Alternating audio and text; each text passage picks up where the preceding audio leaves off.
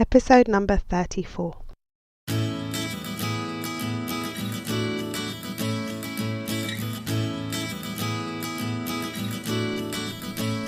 Hi, you're listening to the Careers Beyond Motherhood podcast with your host, Janine Esbrand. I'm here to help working mums like you to thrive in your careers and in motherhood. I share tips, strategies, and inspirational conversations with awesome women to help reduce the struggle in your juggle. Time for say, Mummy. Hello, and welcome to the show. It is great to be back with you on today's episode.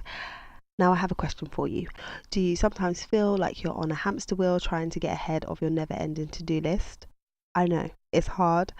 As a working mom, you have lots of things to juggle, and it can often feel like it's mission impossible trying to get to the bottom of that to-do list. Well, today on the show, we're going to be diving into the topic of time management with an expert who knows a lot about this topic. We're speaking to Laura Vanderkam. She's a mother of 4, and she's also the author of 2 amazing books. One is called I Know How She Does It, and her most recent title is Off the Clock. So she's sharing with us some really great tips and strategies that we can implement, ones that are practical and ones that really go to our mindset and the way that we think about time and the way that we think about our lack of time. It was a really interesting interview and some fascinating insights for me, so I know you are going to absolutely love it. So without further ado, let's jump right in. Hi Laura, thank you so much for being here. I'm super excited to interview you today. Could you introduce yourself to the audience and tell us a bit about you?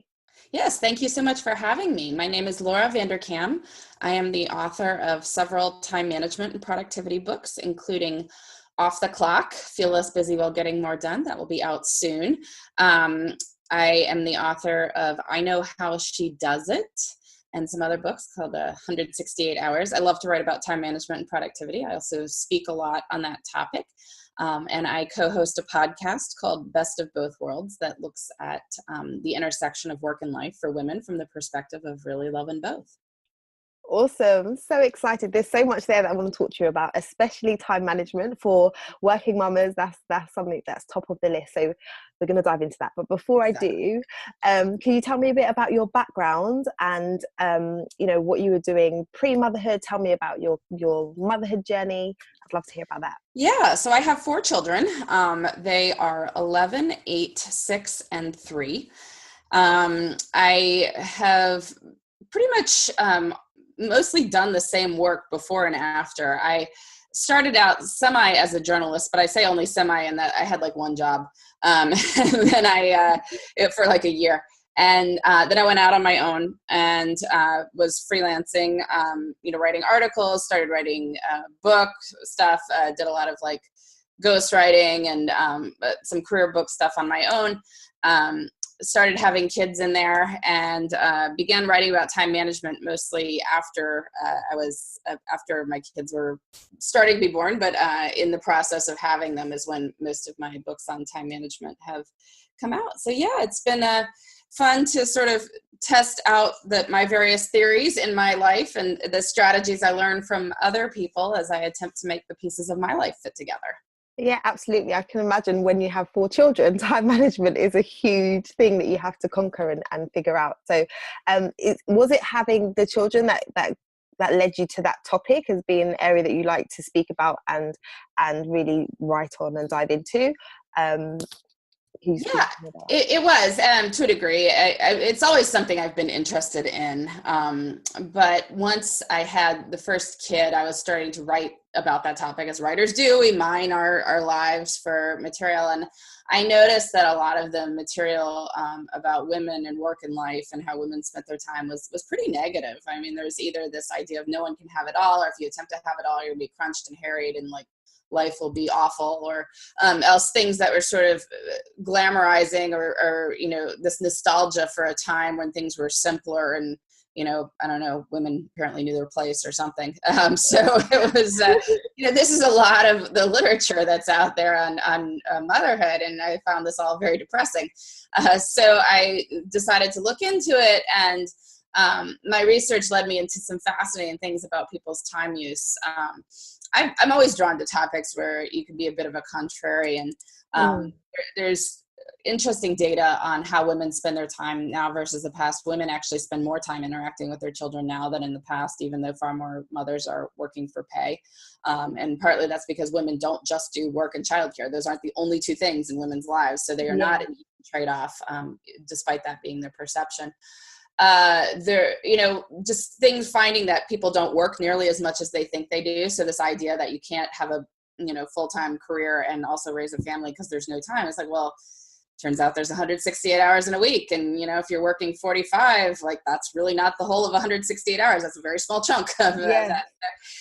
All these things were coming up and I was like, well, I really should start writing about that. And so I did. And that's been my topic ever since. Yeah, it's awesome because sometimes when I work with clients and I speak to people, there is that perception that I'm so busy, I just don't have any time. But when you get people to drill down and actually say, okay, well, let's look at your day, or let's look at your week, what are you actually doing? You realize that there are pockets of time that are being wasted, or that you're just doing things that aren't a priority for you. So helping people to realize that they need to maybe reprioritize what they're doing and get their tasks in order can help them to feel like they have the time to do the things that are important to them. Yeah, definitely. I mean, the biggest issue with time is that it keeps passing, whether you think about how you're spending it or not. And so because of this, it becomes very easy to spend it mindlessly, and not even just so much wasting it. It's just like spending it on stuff you don't actually care about.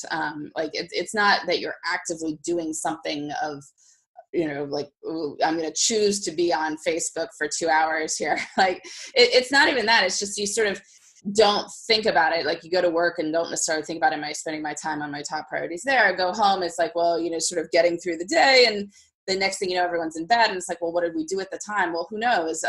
And so just trying to think about, well, what would I like to do, and how can I make those things happen? How can I have a little fun with life, do some adventures? All that can go a long way toward making time feel richer and fuller. Yeah. So could you share, because a lot of my audience are women who are in the space of trying to figure out how to either find more time or make their time more productive. So can you share kind of from your most recent book or any of your others, what are some of the top tips that you would give to someone who's saying, I'm really stressed about life right now? Like, how can I reclaim some of that, like, control and balance in my day-to-day life as a working mum? Well, I definitely think that if anyone wants to spend their time better, working parent or not, the first step is to figure out where the time is really going. Because often we have stories about our lives that we are telling ourselves that aren't actually true. And this is one of these, working parents often have a story that, like, I never see my kids. Look at me, I'm working full time, ergo I must never see my kids, because this is a story that is out there. And it is almost universally not true. Maybe if you've been like overseas for the past year, you haven't seen your kids. Like, most people's jobs don't look like that. Even if you're traveling extensively, like if you're traveling 3 nights a week, you're home for 4. Like, that's more than you're gone. Like, if you are, working 50 hours a week and sleeping 8 hours a night, you have 62 hours that aren't working.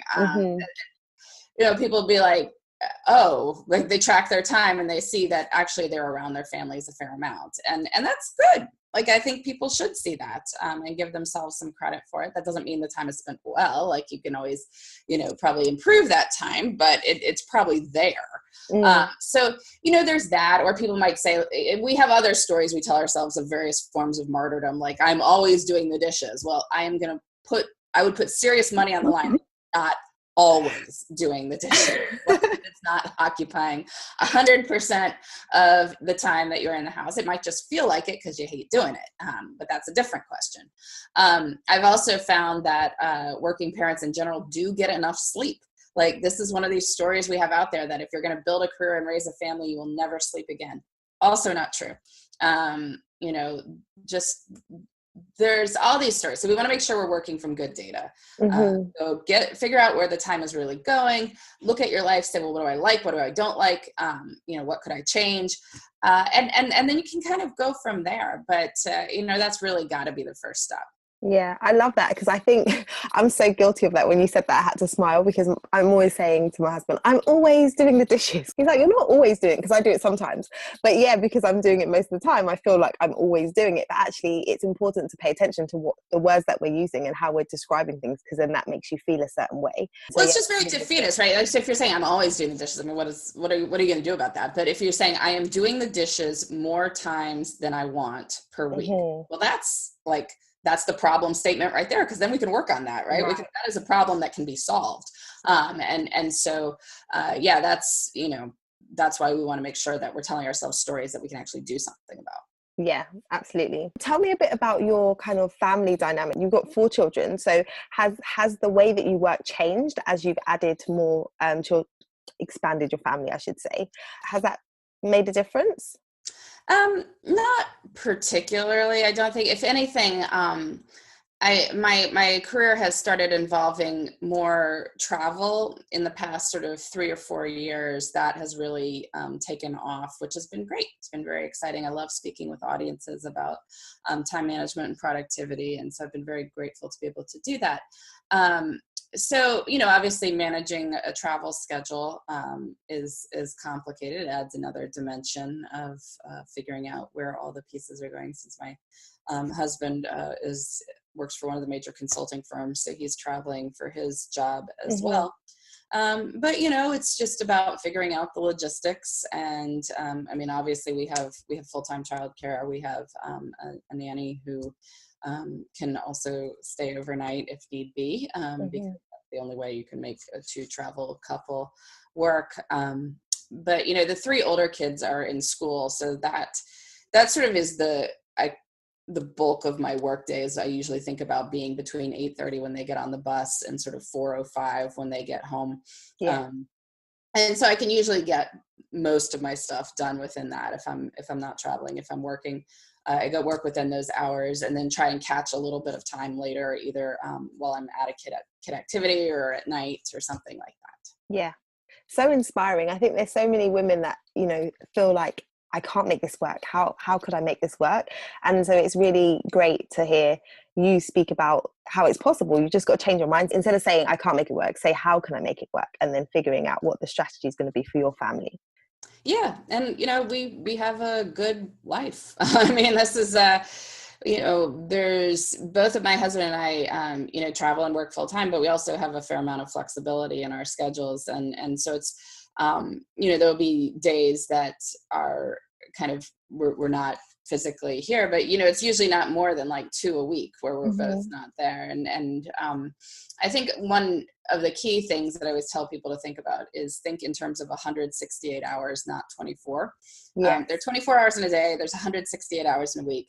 People always tell me, well, there's not enough hours in the day to get to everything I want to get to. And that's, totally true. There aren't, but you don't live your life in days. Like, you're going to get another day tomorrow and another. And like the week, the Monday through Sunday is what life is, a more holistic view of life. And so, people are often obsessed with, well, what is my work-life balance? But they're often looking at their balance like Monday through Thursday. And they're not looking at their balance the rest of the time, which probably balances that out. So I track my time on these weekly spreadsheets because I'm a time management freak and I like to track my time. But my spreadsheet and when I have other people track their time, I have them use this too. But my spreadsheet starts Monday at 5 a.m. Okay. So that's the start of the week. It goes 5 a.m. Monday to 5 a.m. Monday. Halfway point of that is 5 p.m. Thursday. And so, nobody thinks of 5 p.m. Thursday as the midway point of the week. It's like the end of the week, but it's not. It's the halfway mark. So whatever your balance is Monday through end of day Thursday, it's probably tilted more toward work, but your balance from end of day Thursday to Monday morning is probably tilted quite a bit more toward not work. And the two may balance each other out. And you got to look at life holistically to have the right picture of it. Yeah. Oh, that's brilliant, because I think people think of Wednesday as like midweek, and thinking of it like that and just including. But then you're only looking at your work time. And why is that? Why are we only looking at the time where I don't know. These are just the stories people tell themselves. It's like weekends don't even exist. Yeah, exactly. And on the weekend, you get to spend that time with your family mostly. So yeah, that should all be included. It makes perfect sense. So tell me more about your book. So your most recent book is it Off the Clock? Off the clock, yes. So I'm sure you have listeners all over the place. It'll be out in the U.S. on, I'm not sure when this is airing, but May 29 is the publication date in the U.S. Their publication date in the U.K. is in August. And so it'll be published there as well. I did a time diary study looking at 900 people. I had them track their time for the day. These were busy people, full-time jobs, families at home, men and women this time. But I had them track their time for a day, and then I had them answer questions about how they felt about their time. And so then I could compare the schedules of people who felt, crazed, harried, rushed, starved for time, and the people who had high time perception scores, who felt like time was abundant, relaxed, all good. They had time for the things they wanted to do. And so I could compare their schedules, like equally busy people. Why do some people feel starved for time? Some people feel relaxed. And so that became the basis of this book. Wow, that's awesome. And were there any kind of things that came out of that was surprising, or things that you expected to see? Well, there are a couple of things that I expected and a couple of things that were surprising. I mean, one of the more interesting, surprising ones was that people who felt like they had a lot of time were highly likely to have done something sort of memorable or out of the ordinary on the day that they tracked. So I had everyone track this March Monday, like a Monday in March. Like there's nothing special about this day. It's a normal work day. And the people who had the highest time perception scores were doing something like going to salsa dancing lessons on a Monday night, or like surprising their family with movie tickets and going for a movie on a Monday night, or even just, going for a walk with their family after dinner. But it's like something that was not like march through work, commute home, eat dinner, watch TV, go to bed. Like there was something different about the day. And I think that is actually because putting memory making activities into our time makes time more memorable. And when we remember time, then it doesn't feel like it's slipping through our fingers. We're not asking, well, where did the time go? Because we know where the time went. Yeah. And so that is one of the really sort of counterintuitive necessarily, but like kind of cool things. So if you want to feel like you have more time, put more adventures into your life. Like do something so you can say, why is today different from other days? And if you can answer why today is different from other days, you will remember today. Then one of the more sort of perhaps obvious ones is I found that people who felt the most relaxed about time checked their phones about half as frequently as the people who felt most stressed. And so what happens is that we have available downtime, leisure time, free time, whatever you want to call it, and then we choose to chop it up. Not really for any good reason. I mean, you might be checking your work email, but probably nothing's in there. Like it's just, maybe something. So you check it, but then you quickly are just deleting newsletters, and then you're going over to, Facebook, Instagram, whatever, reading through headlines. And it doesn't feel relaxing. So we don't look at this as free time. We look at it as like on time, but it could have been downtime. It's just you chose to chop it up, but you don't have to. And so people who feel like they have more time choose not to chop it up. That is fascinating, and I think it's so important for people to realize, because I think it's become the go-to, to pick up your phone and just scroll and just check, but being intentional about that makes such a difference. Yeah, well, it's that you have this downtime and you're looking for something to fill it. I mean, there's people like, I have no time, but it's like you have time and then you're choosing to fill it. It's we don't like to be bored. I mean, that is the honest truth. People are not willing to sit through boredom. But if you are, like, you can often really feel kind of chill. Yeah.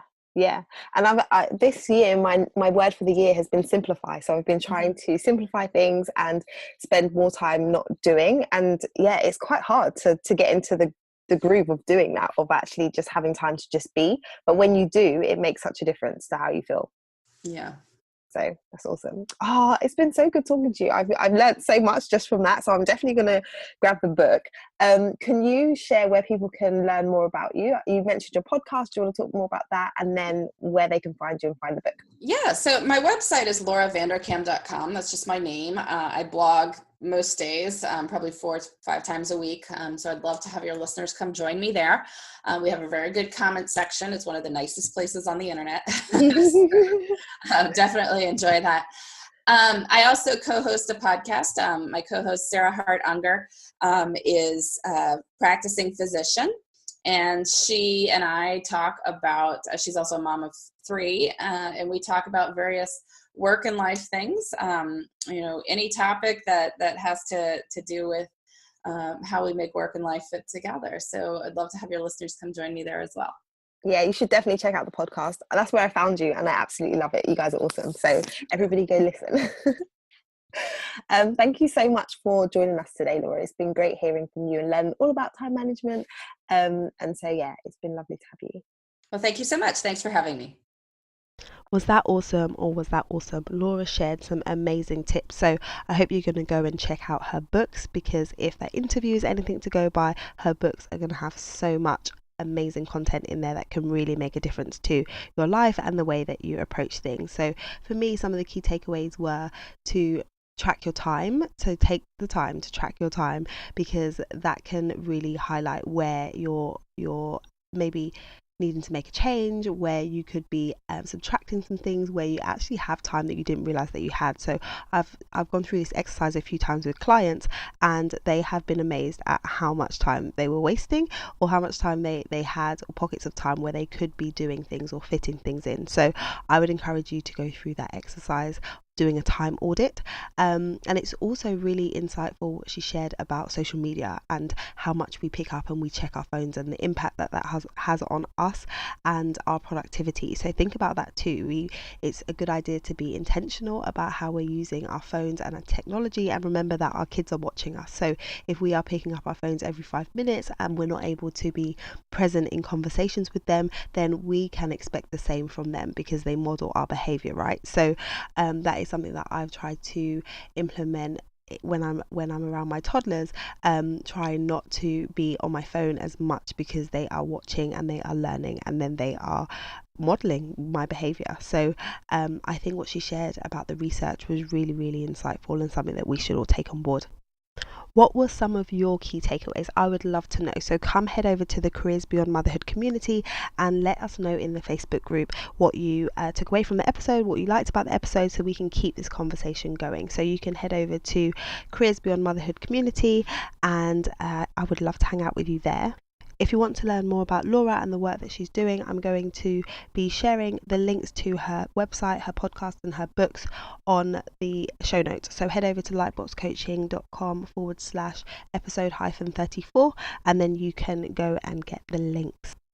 As you may know, my mission is to support women who want to build careers that they love whilst raising a family. So in addition to this podcast, I help women do that through individual coaching one-on-one, through my Smooth Return course, and through the collective membership.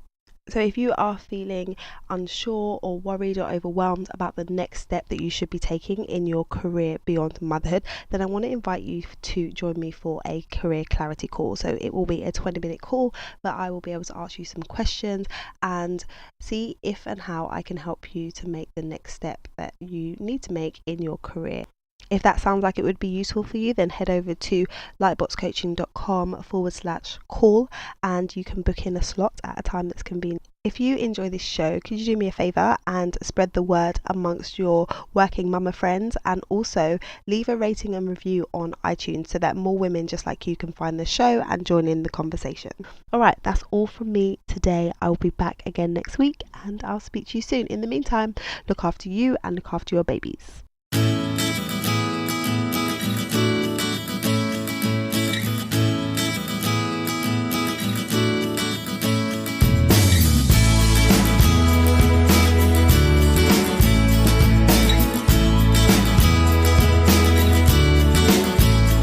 This podcast features music from Sound.